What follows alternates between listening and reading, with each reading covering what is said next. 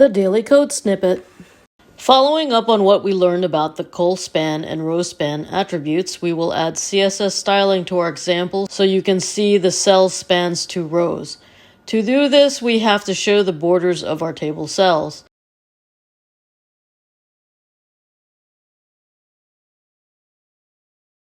To review, this is the HTML code.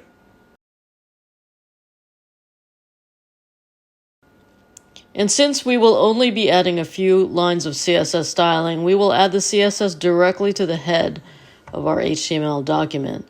In order to add CSS style, we will use the style element. When you add lines of CSS code, you need to identify what HTML you are targeting with your style. So the first elements we will target are our table header and table data elements.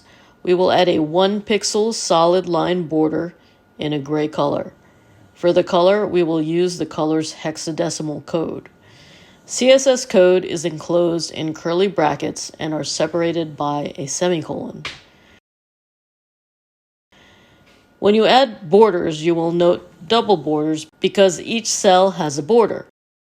So with tables, you need to add a line of CSS that will tell the browser to collapse the double lines to single lines. This is added to the table element. To make the cells easier to read, we will add some padding.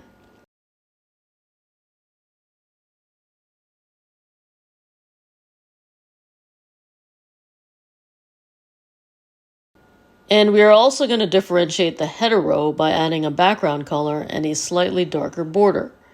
And we will override the default by left aligning the text so the whole table is consistent.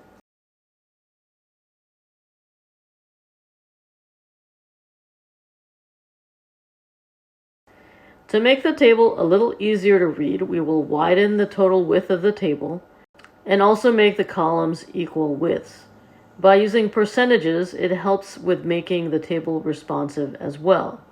We will make the table 80% of the browser window and each column 20% of the width of the table.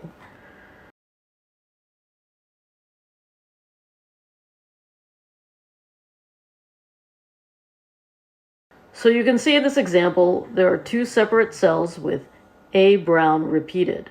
This was before we added the row span attribute. When we changed the HTML to have the cell span two rows, we now see that there is a single cell spanning the rows and one instance of A brown that is centered in that cell. Presented by Designers Learn Code.